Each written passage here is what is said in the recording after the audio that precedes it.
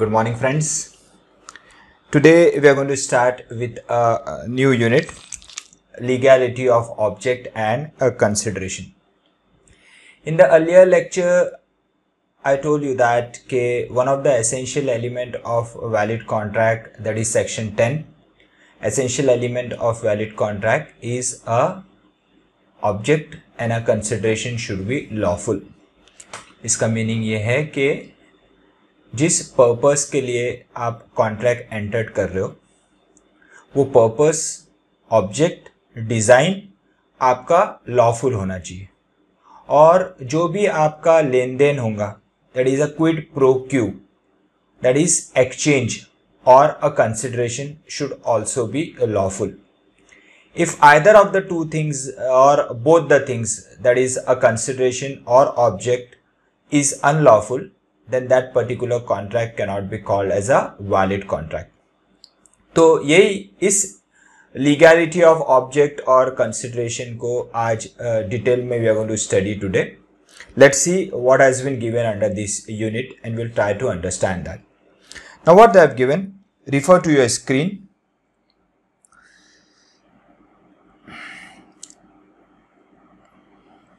Legality of object and consideration. The object or a consideration of an agreement must be lawful in order to make the agreement a valid contract. We have already seen that under section 10 कि agreement को valid contract कब बोलेंगे, अगर उस agreement में object और लेन then, that is a consideration, is lawful. Section 10 lays down that the agreement, all agreement or contract if made for lawful consideration and with a lawful object. Section 23 declares what kind of a consideration and object are not lawful. That means what are unlawful, that we are going to see under section 23. If the object or a consideration is unlawful for one or the other of the reasons mentioned in section 23, the agreement is illegal and therefore it will be void. It will not have any kind of a validity if the object or a consideration is unlawful. The word object and consideration used in section 23, try to remember section 23. Section 23 says about unlawful consideration and object are not same, that are not synonymous. The word object here means the purpose और design, और it can also be called as जिस वजह से, जिस purpose, जिस subject matter के लिए आप कॉन्ट्रैक्ट एंटर कर रहे हो. Thus, where a person while in insolvent circumstances transfer his property to one of his creditor with the object of defrauding his other creditors, it was held that the agreement was void and transfer was inoperative. Let's try to understand this. कि अगर कोई particular person has been declared by the court as insolvent, वो insolvent के पास property खरीदने या property बेचने के कोई राइट्स नहीं रहते. वो सभी rights is transfer to one of the agent person installed by the court who is called as a official assignee और who is called as a receiver. So अगर कोई इंसॉल्वेंट पर्सन अपनी प्रॉपर्टी किसी creditor को बेचता है और creditor can be like his relative, उसको बेच देता है विथ एन ऑब्जेक्ट दैट कि दूसरे क्रेडिटर्स उस प्रॉपर्टी पे कब्जा ना जमा ले. उसका अंडरस्टैंडिंग ऐसा रहेगा कि एक क्रेडिटर को बेचेगा और बोलेगा कि अभी मैं आपको ये पर्टिकुलर प्रॉपर्टी दे देता हूं और बाद में यही प्रॉपर्टी मैं आपसे ले लूंगा आफ्टर पेइंग सर्टेन अमाउंट. तो यहाँ पे ऑब्जेक्टिव उस इंसॉल्वेंट पर्सन का क्या है कि बाकी क्रेडिटर्स को कुछ भी नहीं देना. तो यहाँ पे ऐसा बोला गया है कि ये पर्टिकुलर काम अगर इंसॉल्वेंट पर्सन करता है तो that will be called as unlawful object. उसका ऑब्जेक्ट अनलॉफुल है और उस पर्टिकुलर कॉन्ट्रैक्ट एग्रीमेंट की कोई भी वैलिडिटी नहीं रहेगी। वो particular agreement between that insolvent and that creditor will not be taken into account, it will be regarded as a void agreement. Clear with that? We have already seen that insolvent is not a capable person that is disqualified by the court of law to enter into any kind of a valid contract. So that is a similar case over here कि अगर particular insolvent person किसी मिली भगत के साथ किसी को अपनी property बेचता है, उसका ऑब्जेक्ट ये है कि दूसरे क्रेडिटर्स को कुछ भी ना मिले, तो यहाँ पे उसका ऑब्जेक्ट गलत है, अनलॉफुल है और उस एग्रीमेंट की वैलिडिटी नहीं रहेगी। The court observed that although the consideration of the contract was lawful, but the object was unlawful because the purpose of the parties was to defeat the provision of insolvency law. यहाँ पे defeat the provision of insolvency law यानी इसका meaning क्या है कि आप जो provisions insolvency act, insolvency law में लिखे गए उसको आप फॉलो नहीं कर रहे हो, तो ये पर्टिकुलर एग्रीमेंट की वैलिडिटी नहीं रहेंगी। इंसॉल्वेंट एक्ट में, लॉ में ऐसा लिखा गया है कि insolvent can not enter into any kind of a sale of property agreement. अगर करता है तो उसकी कोई भी वैलिडिटी नहीं रहेंगी, क्योंकि ये सब किसको करना है? जो भी प्रॉपर्टी को बेचना है वो कौन करेगा? कोर्ट का अपॉइंट किया हुआ नुमाइंदा, कोर्ट का अपॉइंट किया हुआ एजेंट, वो पर्टिकुलर ऑफिशियल असाइनी उस इंसॉल्वेंट पर्सन की प्रॉपर्टी सेल करेगा, उसमें से पैसा रियलाइज करेगा और प्रोपोर्शनेटली सभी क्रेडिटर्स में डिस्ट्रीब्यूट करेगा अकॉर्डिंग टू देयर प्रायोरिटी। तो ये काम किसको करना है? कोर्ट के अपॉइंट किए हुए नुमाइंदे को, ना कि वो इंसॉल्वेंट, क्योंकि अगर वो इंसॉल्वेंट है तो वो कॉन्ट्रैक्ट में एंटर्ड नहीं हो सकता है। तो this is what we are going to see in detail today. Now what it has been said,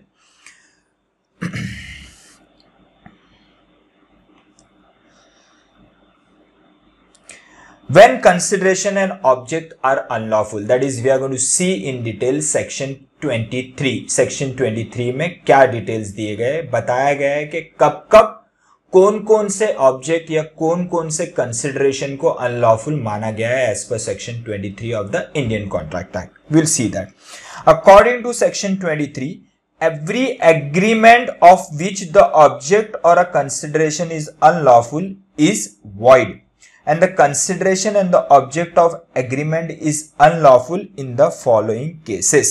ये केसेस दिए गए, कौन कौन से केसेस है? One by one we are going to see in detail together with the examples.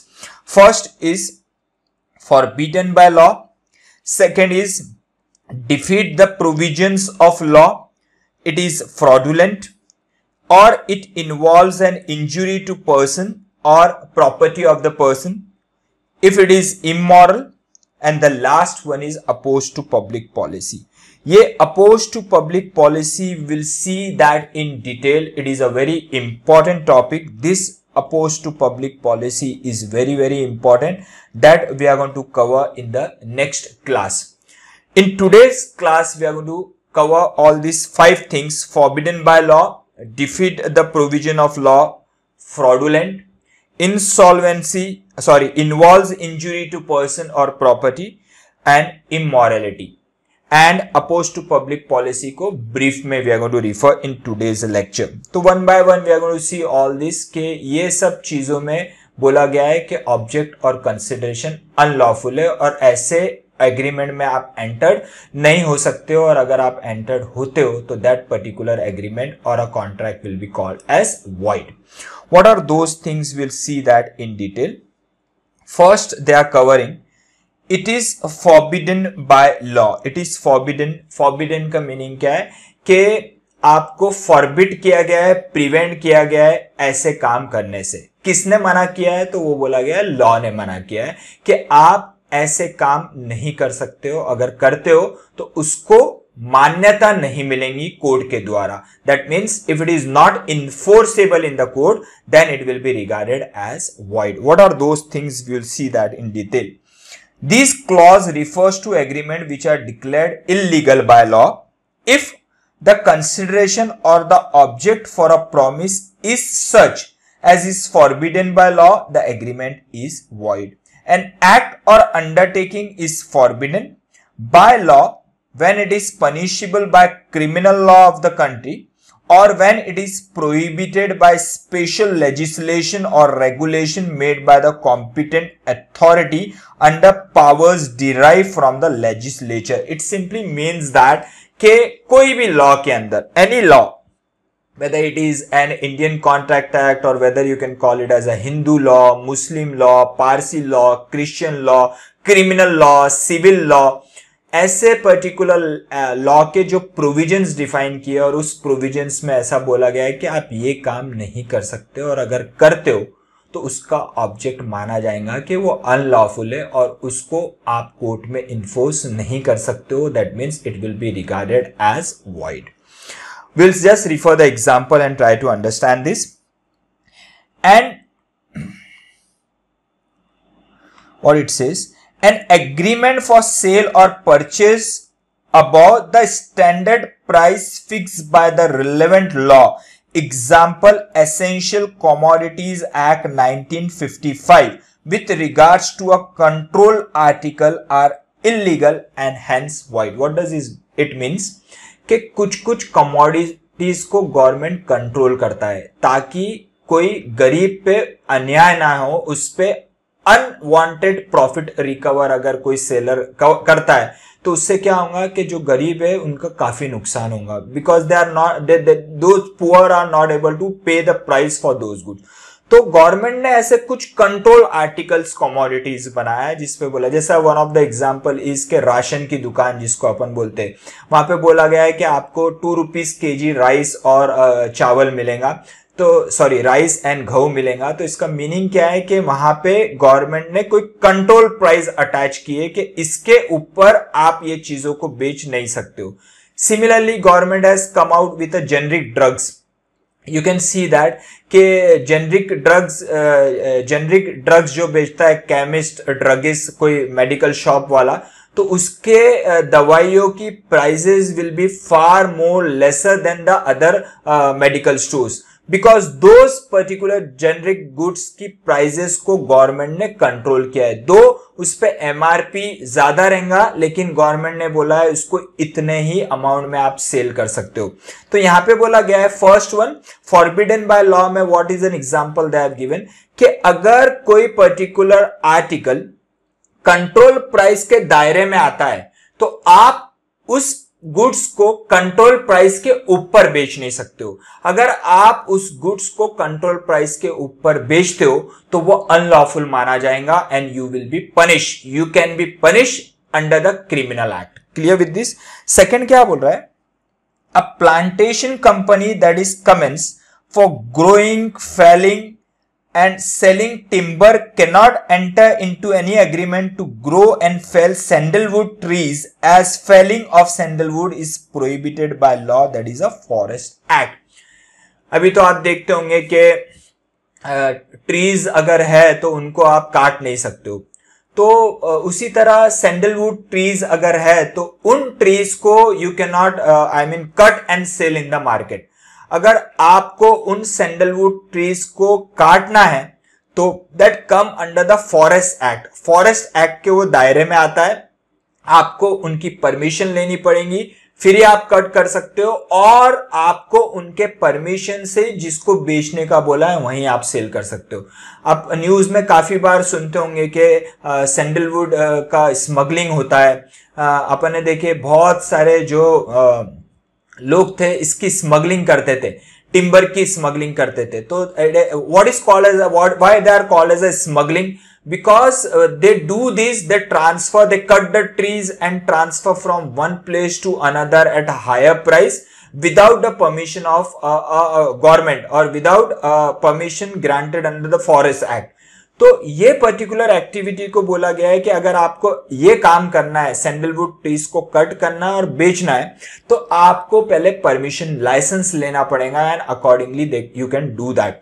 If you don't do that, if you cut the trees and sell it without the permission, then it will be regarded as a unlawful. Similarly, आप देखते हो कि कुछ businesses में you can see that there is a higher profit, मगर हर एक बंदा वो बिजनेस नहीं कर सकता है. जैसे कि one of the best example during this lockdown I can give you is a sale of liquor.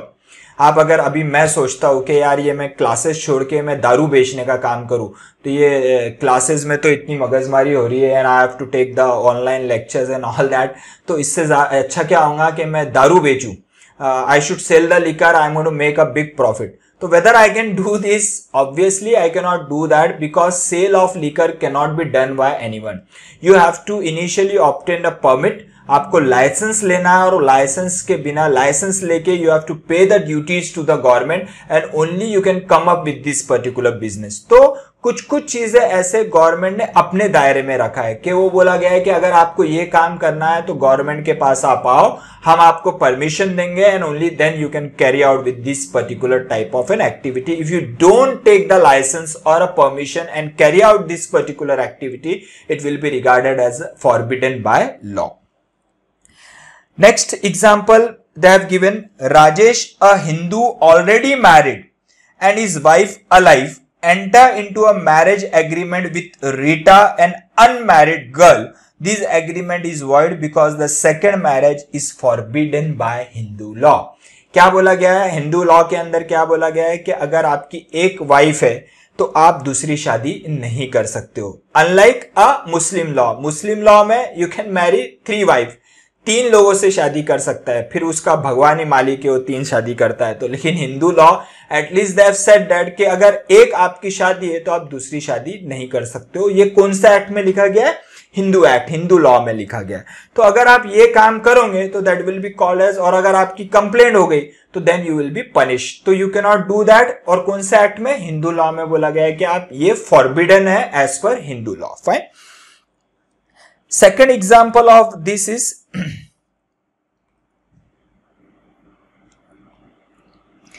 if it is of such nature that if permitted it would defeat the provision of any law.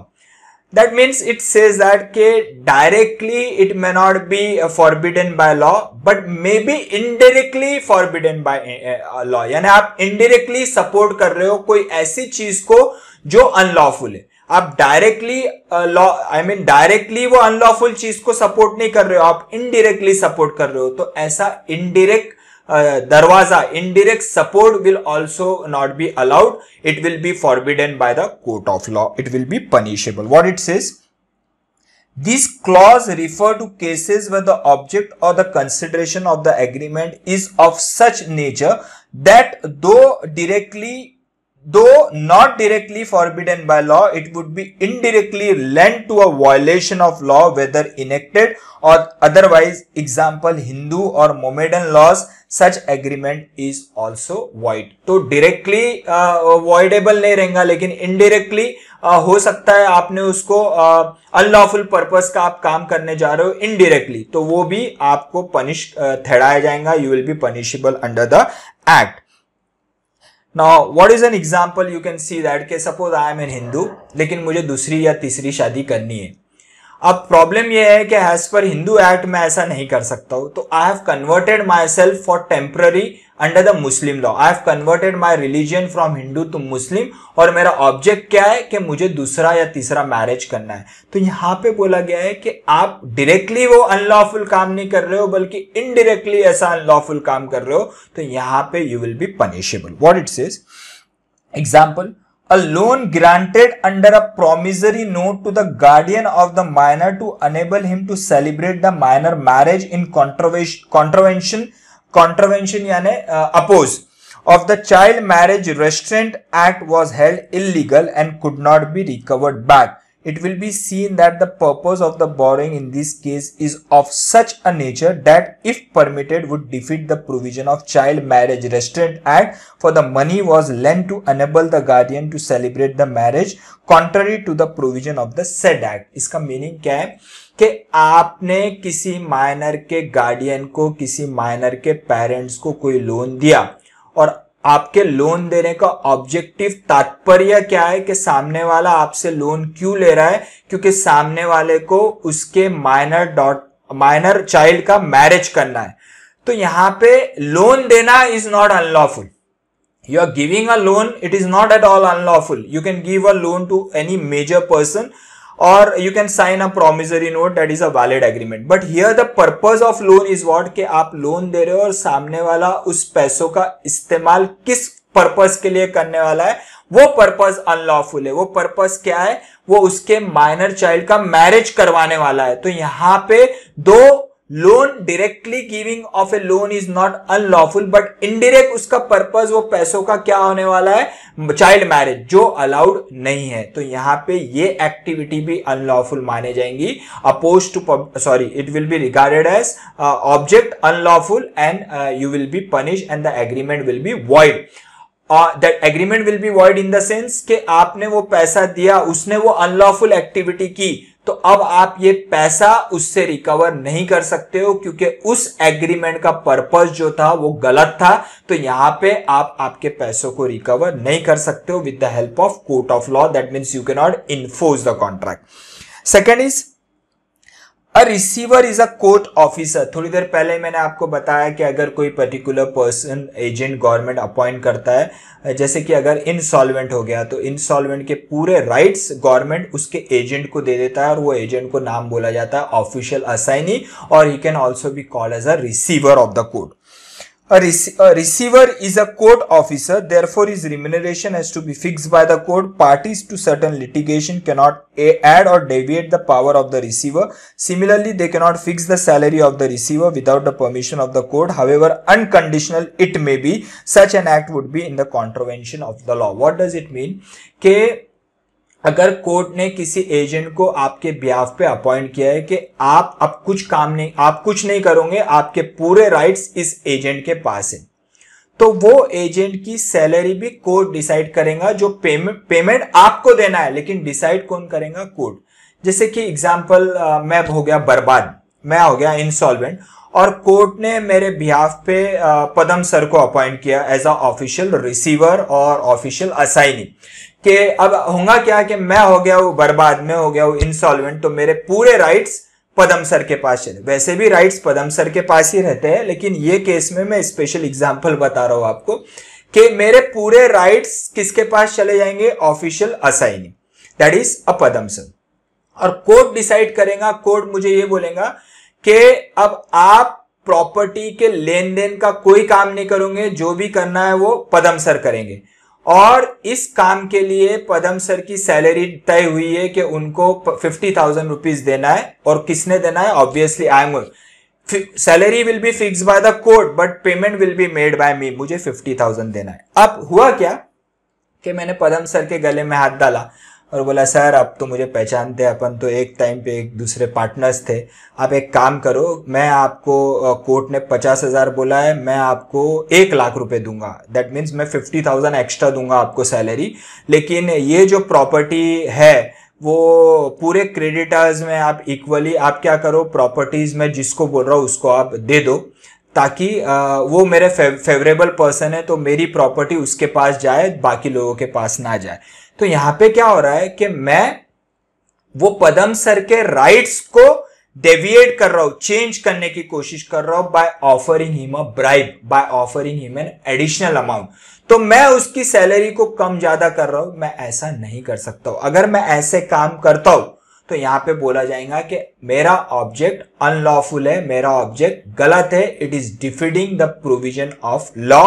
मैं ऐसा करता हूं, पदम sir ने 1 लाख रुपए मेरे से ले लिया और बोला ठीक है 1 लाख रुपए दे दो, मैं देखता हूं क्या करना है, और किया वही जो उनको करना था, जो आज तक करते आ रहे। कोर्ट ने जैसा उनको बोला था, उन्होंने वो प्रॉपर्टी, मैंने बोला था मिस्टर एक्स को देना, लेकिन उन्होंने मिस्टर एक्स को नहीं दी, वो बराबर प्रॉपर्टी उन्होंने उनके प्रिंसिपल के हिसाब से सभी क्रेडिटर्स में इक्वली डिस्ट्रीब्यूट कर दी और मेरे से 1 लाख रुपए भी ले लिए। अब हुआ क्या, मुझे अपने वो पैसे 50,000 वापस लेना है, क्योंकि उन्होंने वो काम नहीं किया जो मैंने उनको बोला था। तो क्या मैं कोर्ट में जाके उनके खिलाफ कंप्लेंट कर सकता हूं? नहीं कर सकता हूं, क्योंकि मेरा ऑब्जेक्ट ही गलत था। वो agreement will be regarded as void.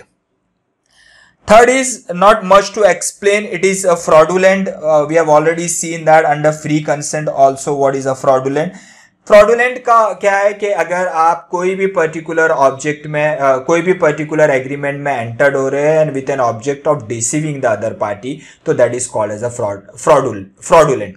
अगर मैं किसी के साथ मिलके कोई एग्रीमेंट बना रहा हूं और उसका ऑब्जेक्टिव उसका पर्पस है कि मुझे किसी के साथ चीट करना है, या मैं किसी को पेमेंट दे रहा हूं और उसको बोल रहा हूं कि ये पैसा लो और इसके साथ आप चीट करो, तो ऐसे सब agreement will be called as a fraudulent agreement and it will be void. An agreement whose object or a consideration is to defraud others is unlawful and hence void. I already told you what is fraud. Fraud is an intentional deceiving certain party. Innocently deceiving, I have already told you that is regarded as a misrepresentation. लेकिन fraud का क्या है कि जानबूझ के आप किसी के साथ चीटिंग करना चाहते हो, तो that is fraud. और फ्रॉडुलेंट एक्टिविटी के लिए यहाँ पे क्या बोला गया है कि अगर आप ऐसे कुछ काम कर रहे हो किसी के साथ मिलके, तो अपन ने फ्री कंसेंट में देखा था कि अगर दो पार्टीज है और वहां पे वन पार्टी का ऑब्जेक्टिव इज फ्रॉड है, डिसीविंग है, तो contract is regarded as voidable. लेकिन इस केस में क्या बोल रहा है, the contract will be regarded as void. Now how it has been given, will see that with the help of an example. Will try to understand. Try to remember under the free consent where two parties are involved, where one of the parties has made a fraud on another, the aggrieved party has a right to avoid the contract. That is, contract is voidable at the option of aggrieved party. But in the case of an unlawful object or a unlawful object or a consideration where one of the element is fraud, the contract is will be regarded as void. How it is, we'll see this. A promises to pay rupees 200 to B if B would commit a fraud on C.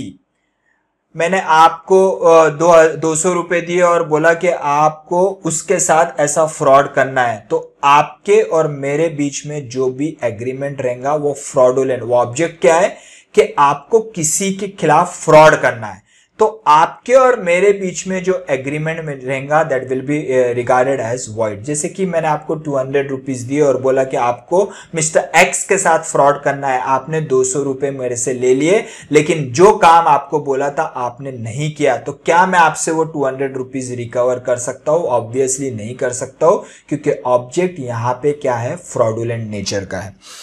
B agreeing to defraud is unlawful consideration for A promise to pay, hence the agreement is illegal and void.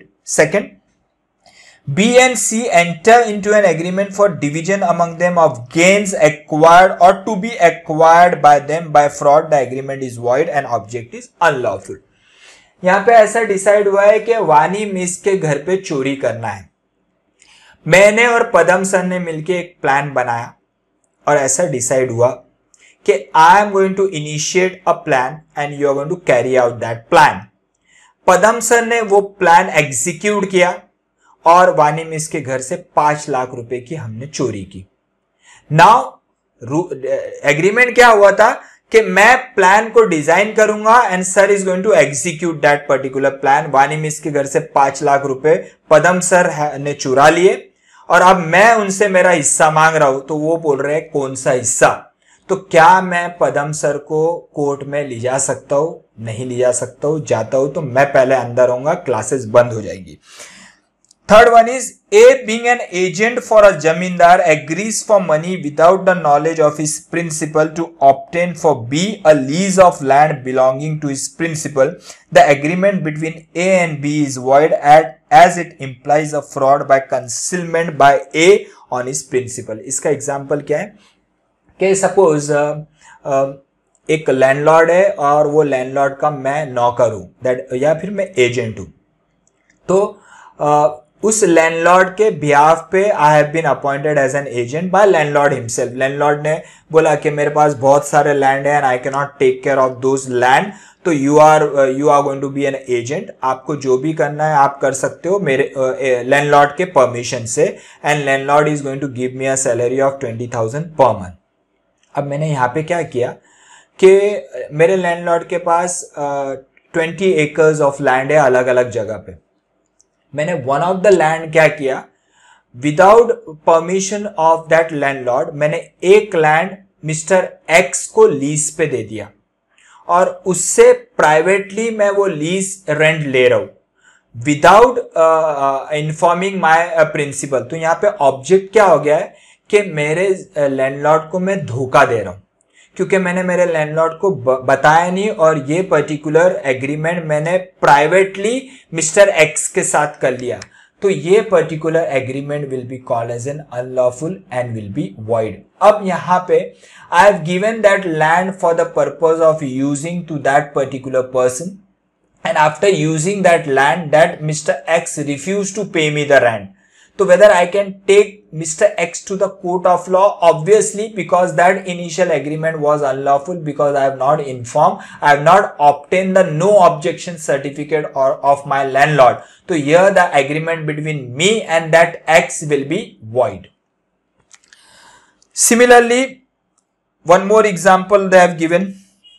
A and B are partners in a firm. They agree to defraud a government department by submitting the tender in the individual name and not in the firm name. This agreement is void as it is a fraud on government department. यहाँ पे क्या है कि myself and Jawar sir are the partner in one of the firm. For example, MB Jawar's Commerce Academy. We both are partners.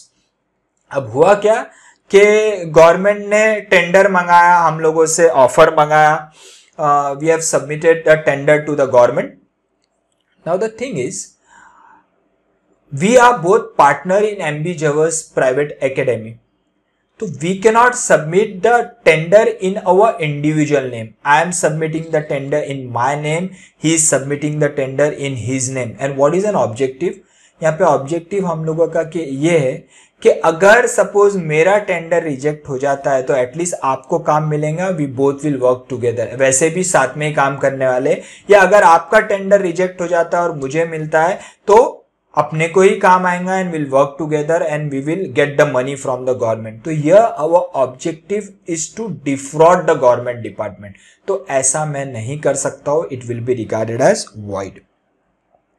Next is if it involves or implies injury to person or property of another. अगर यहाँ पे आपका objective किसी को injured करना है या किसी के प्रॉपर्टी को नुकसान पहुंचाना है, ऐसे एग्रीमेंट अगर आप करते हो तो वहां पे object will be regarded as unlawful. बराबर, जैसे कि वी कॉल इट एज किसके साथ मिलके एक पर्टिकुलर पर्सन को अपने को मारना है, उसका मर्डर करना है या उसको फटके देना है. तो मैंने मिस्टर एक्स के साथ मिलके मैंने उसको 10 लाख रुपए दिए और बोला कि मिस्टर वाई के आपको बहुत पीटना है. तो यहाँ पे agreement between me and that particular person will be regarded as unlawful and will be void. Similarly property, किसी के प्रॉपर्टी को इंजर्ड करना, किसी के नाम को नुकसान पहुंचाना, किसी को डिफेम करना, ये सब अलाउड नहीं है. मैंने किसी के बारे में गलत इंफॉर्मेशन न्यूज़पेपर में दे दी and objective was to defame, उसके नाम का उछालना, उसके नाम को नुकसान पहुंचाना, डिफेम करना, तो ये अलाउड नहीं है. आई मीन अगर मैं कोई भी रॉन्ग इंफॉर्मेशन किसी के बारे में दे देता हूं तो उसको बोला जाएगा कि मैंने गलत किया है, अनलॉफुल ऑब्जेक्ट है and will be void and I may be punish for that. Similarly यहाँ पे किसी के फॉर एग्जाम्पल कोई ऑथर है और उसका बुक है, उस बुक कि मैं जेरोक्स कर रहा हूं या उस बुक्स को मैं कॉपी कर रहा हूं तो that will be a violation of the copyrights.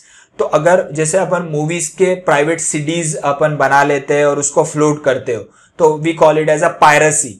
उसी तरह अगर मैं किसी के बुक्स के कॉपी करता हूँ, एंटायरली टाइप करता हूँ और उसको अपने नाम से सेल आउट करता हूँ तो that will also be called as a piracy and it will be void because the object is wrong, unlawful. What it says, if the object or a consideration of the agreement is injury to the person or property of the another, it is called as a void, being an unlawful agreement. An agreement to commit an assault or beat a man has been held unlawful and void. An agreement to put a certain property to fire is unlawful and void. An agreement involving the publication of a libel यानी किसी के खिलाफ गलत information छापना, print करना in a print media, has been held unlawful and void. A agrees to print a book of B which has been published by W. किसी और की book अपने नाम से प्रिंट करके छाप के मार्केट में फ्लोट करना यानी उसको मॉनेटरी नुकसान पहुंचाना, तो ये भी अलाउड नहीं रहेगा। Fifth one is if the court regard it as immoral, immoral unethical, गलत, जिसको अपन गलत बोलते हैं, यानी जो सोसाइटी के हिसाब से, कम्युनिटी के हिसाब से जो इमोरल, जो दायरे के बाहर अपन बोलते हैं, तो ऐसे काम आप नहीं कर सकते हो।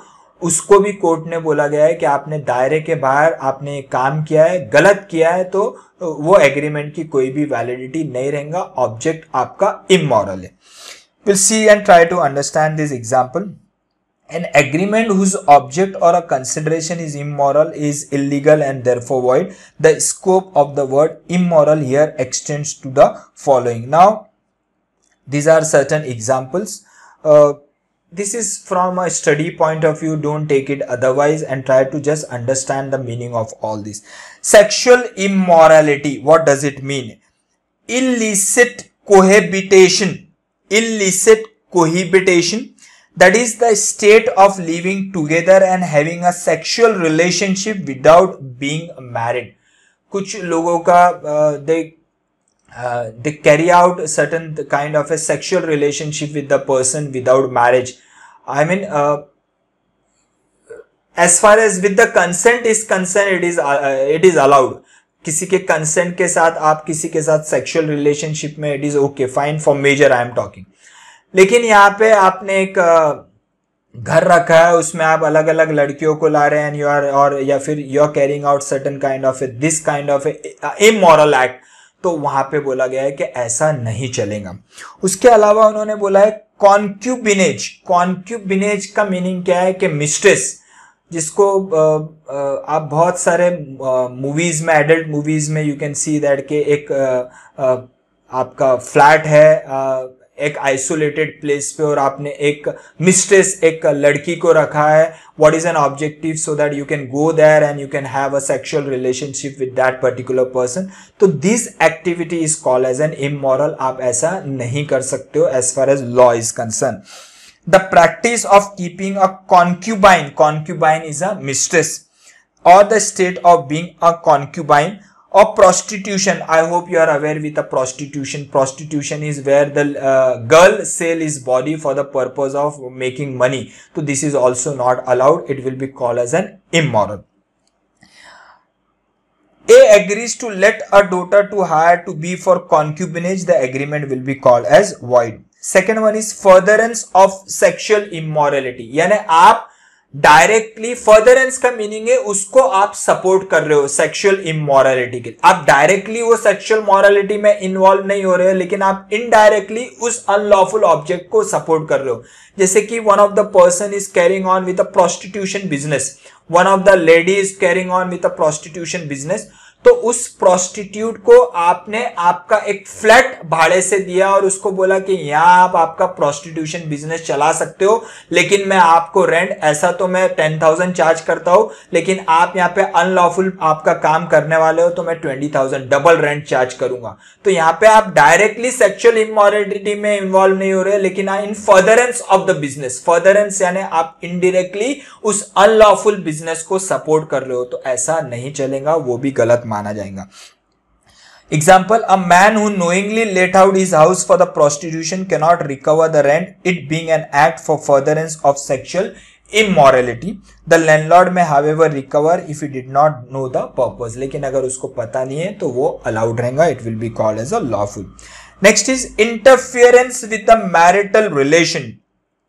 Interference with the marital relation, यानी कोई husband and wife already married है, आप उनके बीच में इंटरफियर कर रहे हो, that is called as a interference with marital relation. Example, money advance to a married woman to enable her to procure a divorce and to marry the plaintiff could not be recovered back as the object of the agreement was held immoral. मैंने Mrs Rita को 10 लाख रुपए दिए और उसको बोला Mrs Rita को कि आप आपके हस्बैंड को डिवोर्स दो और मुझसे शादी कर लो। मिसेज रीटा ने मेरे से 10 लाख रुपए ले लिए और उसको पूरे डिस्को में उड़ा दिए, शॉपिंग कर लिए, और अब मैं उसको बोल रहा हूं कि मैंने आपको 10 लाख रुपीस दिए थे in order to procure a divorce from your husband. उसने बोले कौन से 10 लाख? तो whether in this case I can go against her to the in the court of law? Obviously नहीं, क्योंकि यहाँ पे मेरा ऑब्जेक्ट ही, मेरा पर्पज ही क्या था? गलत था, अनलॉफुल था। Such act which against the public morals, ऐसा इसके अलावा कोई भी काम जो कम्युनिटी और सोसाइटी के मॉरल्स के, एथिक्स के अगेंस्ट है। An agreement for a future marriage after the death of first wife is against good moral and hence would be void. So these are some of the cases, and the last point under this, which we are going to refer in detail later on, opposed to public policy. Public policy के oppose में कोई particular agreement आप करते हो। Public policy के oppose का meaning क्या है कि अगर किसी सोसाइटी, कम्युनिटी एट लार्ज जिसमें वी आर रिसाइडिंग, जिसके बीच में अपन रह रहे हो और उनके खिलाफ ऐसा कोई भी काम कर रहे हो जो गलत, an agreement is unlawful if the court regard it as opposed to public policy. Public policy is that principle of law which holds that no person can lawfully do that which is injurious to the public or is against the interest of the society or the state. Broadly speaking, an agreement which tends to promote corruption, injustice, immorality is said to oppose to public policy. यानी ऐसा कोई भी काम जो आपके religion, society, community के against हो, जैसे कि करप्शन है, स्टेट के अगेंस्ट हो, जैसे कि करप्शन है, जैसे कि कोई भी इमोरलिटी है, अनएथिकल है, तो ऐसे कोई भी अगर आप काम करते हो तो ऐसे काम को, जैसे बहुत वक्त बोला जाता है कि बहुत से पर्सन इन एग्रेशन दे से something which hurts the sentiment of the other people. जो कोई लोगों के sentiments को hurt हो जाता है, किसी के religions के sentiment को hurt हो जाता है, तो ऐसे सब काम को you will call it as a opposed to public policy and it is not allowed. Public policy has been described as, this sentence is very very important, you have to learn this, और इसके ये इस पे questions are, they will give you this particular sentence and they will ask you to comment on this. An unruly horse which if not properly bridled may carry its rider he knows not where. इसका meaning क्या है?